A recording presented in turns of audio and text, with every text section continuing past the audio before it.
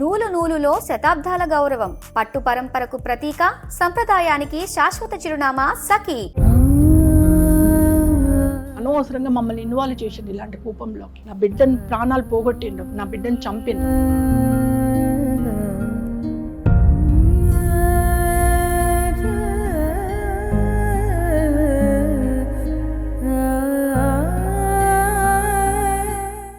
నటి ప్రత్యూష హత్య కేసులో తుది తీర్పుని ఈరోజు సుప్రీంకోర్టు వెలువరించింది. దానికి సంబంధించి ఆమె తల్లి సరోజిని గారి స్పందన ఏంటో ఒకసారి చూద్దాం. అమ్మ నమస్తే. నమస్తే.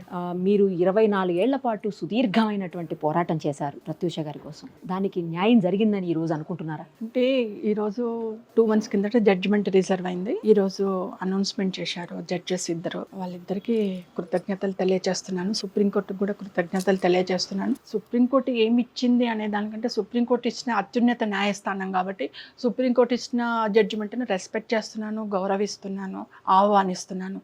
బట్ నా వ్యక్తిగత అభిప్రాయము, నేను వ్యక్తిగతంగా చెప్పేది ఏంటంటే నాకు తృప్తి లేదు. అంటే ఐఎమ్ నాట్ సాటిస్ఫైడ్. నా బిడ్డకు కూడా ఆత్మశాంతి కలగదు. ఎందుకు కలగదు అని అంటే, నేను హైకోర్టుకి వెళ్ళిందే 5 సంవత్సరాలు సరిపోదు, సెషన్ కోర్టులో ఇచ్చిన నాంపల్లి సెషన్ కోర్టులో ఇచ్చిన 5 సంవత్సరాలు సరిపోదని చెప్పి హైకోర్టుకి వెళ్ళినా. హైకోర్టులో ఏం చేశారు, 5 సంవత్సరాలని సగానికి చేశారు, 50% ఇచ్చారు. సో ఆ 50% ఇది మరీ అన్యాయము, దారుణము. నేను లైఫ్ పడాలి, నా బిడ్డకి ఇచ్చిన 5 సంవత్సరాలు సరిపోదు అని చెప్పేసి నేను హైకోర్టుకి వెళ్తే హైకోర్టులో మరీ తగ్గించారు. ఇది ఇంకా దారుణం అని చెప్పేసి 2011లో నేను సుప్రీంకోర్టుకి వెళ్ళాను. ఓకే. 14 సంవత్సరాల నుంచి పోరాటం చేస్తున్నాను. బట్ 14 సంవత్సరాల పోరాటంలో నాకు ఈరోజు జరిగింది ఏంది, సేమ్ జడ్జిమెంట్ హైకోర్టు ఇచ్చిన జడ్జిమెంట్ని కన్ఫర్మ్ చేశారు. ఓకే, వాళ్ళకున్న ఎవిడెన్స్ ఆధారంగా జడ్జెస్ ఇరుపక్షాల ఆర్గ్యుమెంట్స్ ఆధారంగా జడ్జిమెంట్ ఇచ్చారు. నేను ఆహ్వానిస్తున్నాను. బట్ నాకు మాత్రం తృప్తి లేదండి. జీవిత ఖైదు పడి ఉంటే ఇక్కడ ఒక ప్రాణం పోయిందండి. ఒక అమ్మాయి, మంచి భవిష్యత్తు ఉన్న ఒక అమ్మాయి చనిపోయింది ఇక్కడ. ఆ కుటుంబం ఈ రోజు వరకు కూడా కోలుకోవట్లేదు. ఈ రోజు వరకు కూడా మేము ఎదగలేకపోతున్నాము. అంటే మాకు న్యాయం జరగలేదనే కదా, ఆత్మశాంతి లేదనే కదా. అందుకనే ఐఎమ్ నాట్ సాటిస్ఫైడ్. నేను తృప్తి లేదు, వచ్చిన జడ్జిమెంట్ మీద తృప్తి లేదు. By I respect. Investigative agencies అన్నీ కూడా అప్పట్లో చేసిన దానికి పోస్ట్ మార్టం రిపోర్ట్కి చాలా తేడా ఉందని మీరు ప్రతిసారి అంటూనే ఉన్నారు. ఎందుకని అలా? మేడం, నేను చేసింది మీరు తప్పు అంటారు, మీరు చేసింది నేను తప్పు అంటాను. ఎందుకంటాం అంతే, అది అంతే. దానికి మనం ఏమంటారు, డెఫినేషన్ ఇవ్వలేం. మీరే అర్థం చేసుకోవాలి. More people involved in this case. ఆ మోర్ పీపుల్ ఎవరైతే ఇన్వాల్వ్ అయ్యిందో వాళ్ళ దగ్గరున్న పలుకుబడి, వాళ్ళ దగ్గరున్న డబ్బు, వాళ్ళ దగ్గరున్న అధికారము, వాళ్ళ దగ్గరున్న పరిచయాలు నాకు లేవు. ఐఎమ్ ఏ కామన్ ఉమెన్, ఒక మిడిల్ క్లాస్ ఫ్యామిలీ. మాది ఒక క్యూట్ ఫ్యామిలీ. మా భవిష్యత్తు, మా కుటుంబము, మేము ఎదగాలి అనుకునే ఫ్యామిలీ మాది. అలాంటిది ఇలాంటి కూపంలోకి వచ్చి పడ్డా నేను. అనవసరంగా మమ్మల్ని ఇన్వాల్వ్ చేసిండు ఇలాంటి కూపంలోకి. నా బిడ్డను ప్రాణాలు పోగొట్టిండ్రు, నా బిడ్డను చంపిండ్రు. లేకపోతే మా ఫ్యామిలీ సపరేట్, మా బతుకులేదో మేము బతుకుతామో, మా డెవలప్మెంట్ ఏదో మేము చూసుకుందాము. కానీ మమ్మల్ని ఇంట్లోకి లాగిండ్రు. ఒక తల్లి బిడ్డలను ఇంట్లోకి లాగి తల్లి బిడ్డ నా కోసబోసుకున్నారు, దాన్ని చంపేసిండ్రు. ఇంకేం చెప్తాం మేడం? ఇలా అధికారం ఇన్ఫ్లూ అయింది, డబ్బులు ఇన్ఫ్లూ అయినాయి. సిబిఐ అన్నారు, సిబిఐని ఇన్వెస్టిగేషన్కి ఇచ్చారు. సిబిఐ రాకముందుకి అన్ని సాక్ష్యాలను తీసేశారు. సిబిఐకి ఏమంటారు, త్రిసభ్య కమిటీ రిపోర్ట్ సబ్మిట్ చేశారు. సిబిఐ ఏం చేస్తుంది మేడం, త్రిసభ్య కమిటీ ఆధారంగానే వెళ్ళిపోయింది. అంటే మొత్తం తీసేసి మళ్ళీ ఏదైతే మునిస్వామి రిపోర్ట్ ఇచ్చాడో దాని మీద అలగేషన్స్. మునిస్వామి గారు అనౌన్స్ చేశారు, చేసేది లేకుండే, చెప్పేది లేకుండే. ఆయన ఏం చెప్పారండి రిపోర్ట్లో? ఏమి ఇచ్చారు, ఆయన ఏం చెప్పారు? అంటే తను బయటకు వచ్చి నా ప్రత్యూష దాని మీద అది ఉంది ఇది ఉంది అని చెప్పారట. అలా చెప్పేది లేకుండా రిపోర్ట్ ఇవ్వాలని దాన్ని చెప్తారా? అందుకని దాన్ని నాట్ కౌంటబుల్. ఎట్లా మేడం ఇది? ఫోటోలు ఉంటాయి కదా, పోస్ట్ మార్టం చేసినప్పుడు ఫోటోలు ఉంటాయి కదా, వీడియో ఉంటాయి కదా, వాటి ఆధారంగా చూడండి. అవేవి లేవు, ఫోటోలు లేవు, వీడియోలు లేవు, అన్ని మాయం. మా మెడికల్ లీగల్ కింద ప్రత్యూష అడ్రస్ లేదు. ఎప్పుడైతే ఇన్సిడెంట్ జరిగిందో ప్రత్యూష ఒంటి మీద ఏదైతే డ్రెస్ ఉంటుందో దాన్ని తగలబెట్టేసిండ్రు. ఏమనంటే మోషన్ చేసింది అంటారు. తల్లిగా నాకు ఇస్తే మోషన్ కడుక్కుంటా, నేను బాత్రూంలో పోయి కడుక్కుంటా, లేకపోతే చేతితో తీసేస్తా. తల్లిని నేను, నాకెందుకు ఇలే, నాకు ఇవ్వాలి కదా. మీకు అసహ్యం అండి, మీ నా బిడ్డ మీకు అసహ్యం, కానీ నాకు అసహ్యం కాదు కదా. ఎవరి పిల్లల తల్లులకు అసహ్యం కాదండి. ఎలాంటి పొజిషన్లో ఉన్నా తల్లి గుండె కత్తుకుంటుంది బిడ్డని. నాకెందుకు ఇలే? మేము పోయి అడిగితే నా మెడికల్ లీగల్ కింద మోషన్ చేసింది, దాన్ని డస్ట్బిన్లో వేసిన, డస్ట్బిన్లో నుంచి తీసుకెళ్ళి సర్వెంట్స్ తగలబెట్టారు. రెక్లెస్ ఆన్సర్స్ అండి. బాధ నా ఇంట్లో ఉంది, బాధ వాళ్ళ ఇంట్లో లేదు. అందుకని రెక్లెస్ ఆన్సర్ వస్తుంది. ఎట్లాగైనా బాధ నా ఇంట్లో ఉంది కాబట్టి నాకు బాధ్యత, నాకు బాధ. వాళ్ళకేం బాధ అండి? వాళ్ళ ఇళ్లలో ఆడపిల్లలు ఉన్నారు, వాళ్ళ ఇళ్లలో భార్యలు ఉన్నారు, వాళ్ళ ఇళ్లలో తల్లు ఉన్నారు. తప్పకుండా ఈ కేసులో ఉన్న ప్రతి ఒక్కరు కుక్క చావు చూస్తారు, నరకం చూస్తారు. వాళ్ళ వంశానికి తప్పకుండా నా ఉసురు, నా బిడ్డ ఉసురు జరుగుతుంది, నాశనం అయిపోతారు, సర్వనాశనం అవుతారు. ఇందులో ఇన్వాల్వ్ ఉన్న ప్రతి ఒక్కరు. ఈ రోజు నేను పడే బాధ వాళ్ళ ఇళ్లలో తగలాలి, అంత బాధ అవుతుంది, అంత కడుపు కాలిపోతుంది, అంత మానసిక బాధపడుతున్నా. 26 ఏళ్ళ నుంచి నా గోస, డెవలప్ కాలేకపోతున్నాం, ఎవరు ఆదుకుంటలేరు. ఉన్నారా ఈ రోజు వరకు? ప్రత్యూష ఫ్యామిలీ ఉందా, చచ్చిపోయిందా, బతికిండ్రా, అసలు ఏం చేస్తున్నారు, వాళ్ళు ఎక్కడున్నారు, ఎవరు అడిగారండి? ఏ ప్రభుత్వం అడిగిందండి? ఏ ప్రజాప్రతినిధి అడిగిందండి? ఎవరు పట్టించుకున్నారండి మమ్మల్ని? మేము వస్తే ఏదో తప్పు చేసిన వాళ్ళని, లేకపోతే వీళ్ళని దగ్గర తీస్తే ఇంకెవరో మమ్మల్ని తిడతారు, మమ్మల్ని ఎవరో దూరం పెడతారనే పరిస్థితికి వచ్చారండి అందరూ. మేమేం అంటరాని వాళ్ళమండి? ఏమైనా సంఘానికి ద్రోహం చేసినామా? మేమేమైనా ఎవరైనా బాధ పెట్టినామా? ఎవరైనా కష్టపెట్టినామా? మేము కష్టపడ్డాం, మేము బాధితులం. దోషులకేమో ఎంకరేజ్మెంట్ ఇస్తారు, మాకు ఎంకరేజ్మెంట్ లేదండి. అందుకని 26 ఏళ్లలో నేను పోరాటం చేస్తున్నా, ఒంటరి పోరాటం చేస్తున్నా. నాకు ఈ రోజు వరకు కూడా ఇదే స్థితి, న్యాయం కరెక్ట్గా మాకు కావాల్సిన న్యాయం దొరకని స్థితి. ఒక్క విషయం చెప్పండి, పోస్ట్ మార్టం రిపోర్ట్లో ఏముండిందమ్మా, చూసారా మీరు? ఉందండి. పోస్ట్ మార్టం రిపోర్ట్లో పోస్ట్ మార్టం రిపోర్ట్ కూడా చూశాను.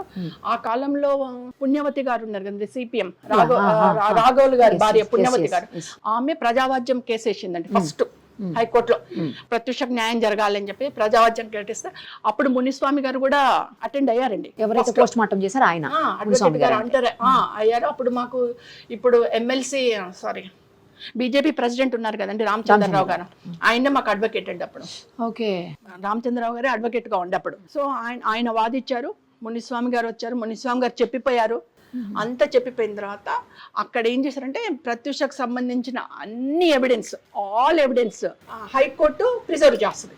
ఎందుకంటే బయటకు వచ్చేస్తే అన్ని సంచలనాలు అయిపోతున్నాయి కాబట్టి ప్రత్యూష సాక్ష్యాలు, ప్రత్యూష డాక్యుమెంట్స్ అన్ని మేము హైకోర్టులో ప్రిజర్వ్ చేస్తామని చెప్పేసి అప్పుడు రోహిణి జడ్జ్ ఒకరు, నాయుడు ఉన్నారండి ఒకరు, నాయక్, ఇద్దరు జడ్జెస్ తోటి జరిగిందండి ఆర్గ్యుమెంట్.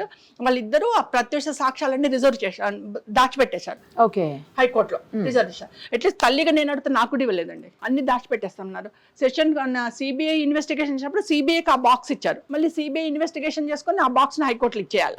మళ్ళీ సెషన్ కోర్టులో, నాంపల్లి సెషన్ కోర్టులో కూడా డైరెక్ట్ గా హైకోర్టు నుంచి జడ్జికి వెళ్ళిపోయినాయి, మళ్ళీ జడ్జి గురించి హైకోర్టుకి వెళ్ళిపోయినాయి. అంటే ప్రత్యూష, నేను అదే అంటున్నాను, ప్రత్యూష ఒక పెద్ద లీడర్ కాదు, ఒక నక్సలైట్ కాదు, ఒక మావోయిస్ట్ కాదు, ఒక పెద్ద ఎలివేషన్ ఉన్న హీరోయిన్ కాదు, సంఘంలో పెద్ద పేరున్న అమ్మాయి కాదు, ఒక చిన్న కామన్ ఫ్యామిలీ, చిన్న మనుషులం మేము. ఏదో మా బతుకుదలలో మేము బతకాలి. అటువంటిది ఆమెది హైకోర్టులో ఎందుకు రిజర్వ్ చేసాను, మాకెందుకు ఇవ్వలేదండి ఆ రోజుల్లో. మీరు చూసానంటున్నారు కదా, ఏముంది దాంట్లో పోస్ట్ మార్టం? అదే ప్రత్యూష తొడల మీద ఒకరికంటే ఎక్కువ మంది విషరాలు ఉన్నాయి, తొడల మీద గీతలు ఉన్నాయి, అన్ని ఘాట్లు ఉన్నాయి, కడుపు మీద ఘాట్లు ఉన్నాయి, బ్రెస్ట్ మీద ఘాట్లు ఉన్నాయి, నెక్కు మీద ఘాట్లు ఉన్నాయి. ప్రత్యూష ఒకరికంటే ఎక్కువ మందితో అత్యాచారం చేయబడ్డది, ప్రత్యూష చంపబడ్డదని క్లియర్గా ఇచ్చాడు. దాన్ని దాచిపెట్టేశారు, పక్కన పడేశారు. విషం పోసారు అంటున్నారు నోట్లో, అది కూడా వచ్చిందమ్మా అందులో? మీరు అంటున్నారు కదా, ప్రతిసారి అంటుంటారు విషం పోసారు అనేసి. వాళ్ళు చెప్పిన స్టోరీయే కదండి మేడం. ఇప్పుడు మనమేమో అత్యాచారం చేయబడింది, చంపబడిందని మనం అంటున్నాం. వాళ్ళు ఏమంటున్నారు, ఈ త్రిసభ్య కమిటీ వాళ్ళు ఏమంటున్నారు, అత్యాచారం కాదు ఇది, చంపబడలేదు, హత్య కాదు ఇది, ఓన్లీ ఆత్మహత్య. ఆత్మహత్య కూడా ఎట్లయిపోయింది, సిద్ధార్థ రెడ్డి ఆమె ఇద్దరు లవ్లో ఉన్నారు, ఇద్దరు పోయారు, కార్లో పోయారు, ఒప్పుకోవట్లేదు, ఎవరు ఒప్పుకోవట్లేదు కాబట్టి చచ్చిపోదామని డిసైడ్ అయిపోయి అక్కడ పాయిజన్ కొనుక్కున్నారు. పాయిజన్ కొనుక్కొని ప్రత్యూష నోట్లో ఎక్కువ పోసాడు, ఈయన కొద్దిగా తాగాడు. ప్రత్యూష ఆవేశంతో ఎక్కువ తాగింది. ఆమె హీరోయిన్ కాబట్టి బాడీ డెలికేట్గా వీక్గా ఉంటుంది కాబట్టి ఆమె చనిపోయింది, ఈయన చనిపోలేదు. ఓకే, నేను ఇది కూడా ఓకే, ఇద్దరు అనుకున్నారు, తాగారు, స్టోరీ విందాం, స్టోరీ నమ్ముదాం. ఇద్దరు చనిపోవాలి అనుకున్నప్పుడు హాస్పిటల్కి ఎందుకు తీసుకుపోయినావు? మరి హాస్పిటల్ ఎందుకు అడ్మిట్ చేసినావు? అతనే అడ్మిట్ చేసి కార్లో అనే చనిపోవాలి మీరు ఇద్దరు. అతనే తీసుకెళ్లి ఐసీయూలో ప్రత్యూషన్ పెట్టేసి ఆయన పక్క రూమ్ లో బెడ్ లో పడుకున్నాడు. మరి ఎందుకు పోయినావు, ఎందుకు తీసుకుపోయినావు ప్రత్యూషన్? నువ్వు చనిపోవాలనుకున్నావు కదా, చనిపోయినట్టు అన్నే తాగేసి అట్నే కార్లో కూర్చుంటే చనిపోయేవాళ్ళు కదా, మరి ఎందుకు తీసుకుపోయిన హాస్పిటల్కి? ఇక్కడనే తెలిసిపోతుంది కదా మేడం. అంటే చిన్న వాటిని కూడా నేను అబ్జర్వ్ చేసిన, చిన్న వాటిలో కూడా ఎక్కడ లోపాలు ఉన్నాయన్నది అబ్జర్వ్ చేసుకున్నా. నేను ఏది చెప్పినా దానికి ఎవిడెన్స్ లేదు అంటారు, నాది అరణ్య రోదన. ఇంక నేను ఎక్కడి నుంచి తేవాలి మేడం? అయినా మీరు ఒప్పుకున్నారు కదా పెళ్లికి, ఎందుకు వాళ్ళు చనిపోవాలనుకుంటారు? మీరు ఆర్గ్యుమెంట్ చేయలేదా మీ సైడ్ నుంచి? అది మీరు వినిపించలేదా మీ వాదన? చెప్పినాం మేడం, మీరు ఒప్పుకున్నారు కదా. అన్నీ చెప్పిన మీకు ఇంకా మీకు ఇంత క్లియర్ అధికారం అధికారం అధికారం డబ్బు డబ్బు డబ్బు డబ్బు అధికారం నా దగ్గర అవి 2 లేవు మేడం. మీరు అయితే ఒప్పుకున్నారు కదండి వాళ్ళ పెళ్లికి? పెళ్ళికి ఒప్పుకున్నా, అవి 2 లేవు మేడం. అవి 2 లేవు కాబట్టి నా పరిస్థితి ఇట్లా ఉంది, అరణ్య రోదన అవుతుంది. పర్టికులర్గా చనిపోయిన రోజు ఏం జరిగిందో చెప్పండి ఒక్కసారి. ఏముంది మేడం, చనిపోయిన రోజు 23rd ఈవినింగ్ నాకు 8 o'clock అట్లా కాల్ వచ్చింది. హాస్పిటల్ నుంచి కాల్ వచ్చింది, మీ డాక్టర్ హాస్పిటల్లో ఉంది అని అన్నారు. నేను ఆన్ ది స్పాట్ మా బాబుని తీసుకొని వెళ్ళేసరికి ఆమెను ఐసీయూలో పెట్టేశారు. ఈయన పక్క రూమ్లో పడుకున్నారు. మేము వెళ్ళి బయట ఐసీయూ బయట నిలబడి నా డాక్టర్ అసలు ఎందుకండి హాస్పిటల్ ఎందుకు అడ్మిట్ అయింది, ఏమైంది, ఒకసారి లోపలికి వెళ్తామంటే నేను 8:30కి అలా వెళ్తే నన్ను 10:30కి అలౌ చేశారండి. 2 hours బయట ఏడ్చుకుంటూ నిలబడ్డా. నా బిడ్డకి ఏమైందో చెప్పండి, నేను వెళ్తాను, నా బిడ్డకి ఏమైందో. నోబడి అండి, అసలు వాళ్ళకి దయా దాక్షిణ్యం ఉంటే కదా మమ్మల్ని అలౌ చేసేది. అంత రాక్షసులు, వైద్యో నారాయణ అంటాం కానీ ఆడ వైద్యో నారాయణ డాక్టర్లు కాదు, రాక్షస డాక్టర్లు ఉన్నారు ఆడ.